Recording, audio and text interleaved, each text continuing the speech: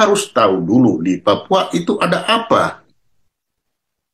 Nah, kalau di Papua tidak jelas, ya sudah, tidak akan pernah jelas. Nah, kita mulai. Kalau kita mau, sebenarnya yang ingin dilihat itu apa? Kok tentara ini mati terus? Lalu urusannya apa? Urusan tentara ini. Kalau kita mau konsekuen, selama ini kita bilang kelompok kriminal bersenjata itu. Lah kalau kriminal itu urusan polisi. Kenapa kok tentara yang dikejar-kejar? Tentara itu hanya membantu polisi. Nah, padahal desain tentara tidak didesain untuk menjadi pembantu. Tentara itu didesain untuk menjadi pelaksana operasi militer. Bukan untuk membantu pelaksanaan penegakan hukum. Nah, ini akibatnya. Kalau kita sudah dia jadi pembantu penegakan hukum, ya jadi linglung. Ketika linglung ditembak, ya ini buktinya kan satu persatu mati. Karena dia bukan itu desainnya. Kita cek, KKB, kelompok kriminal bersenjata. Kriminal pasti penegakan hukum. KST, kelompok separatis teroris. Ketika berbicara teroris, yang berlaku adalah Undang-Undang Teroris. Undang-Undang nomor 5 2018. Lagi-lagi itu penegakan hukum. Ya kan? Kalau kita berbicara separatis, separatis itu ada dua. Separatis lewat jalur politik, sama separatis dengan mengangkat senjata. Kalau lewat jalur politik, Papua sudah pernah diberikan kesempatan dengan namanya referendum, PPRA.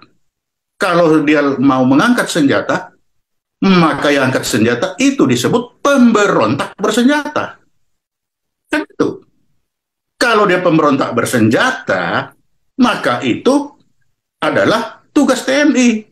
Di mana kita baca? Baca pasal 7 ayat 2. Undang-Undang 34 2004. Salah satu tugasnya itu adalah mengatasi pemberontakan bersenjata.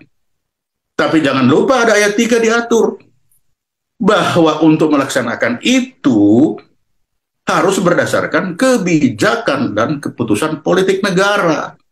Apa itu kebijakan dan keputusan politik negara? Diatur lagi pada penjelasan pasal 5 Undang-Undang 32 2004. Itu adalah kesepakatan antara pemerintah dan DPR.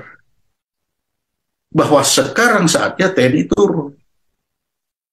Jadi kalau sekarang DPR perintah, apakah sudah ada kesepakatan kebijakan dan keputusan politik negara antara pemerintah dan DPR untuk memerintahkan TNI turun? Untuk menghadapi apa? Jangan lupa, TNI turun itu untuk menghadapi pemberontakan bersenjata. Presiden juga bilang, oh sudah perintahkan. Pasal 18 Undang-Undang 34 2004 mengatur Presiden dapat memerintahkan TNI. Dalam apa? Menghadapi ancaman militer atau ancaman bersenjata. Sama saja itu pemberontakan bersenjata. Jadi kalau Presiden memerintahkan TNI untuk membantu Polri, ya salah lagi. Kenapa enggak Polri aja taruh di depan? TNI tarik pulang aja, nggak usah. Karena apa? Jadi linglung dia untuk membantu, untuk melaksanakan penegakan hukum. Itu yang terjadi sekarang. Nah, jelas.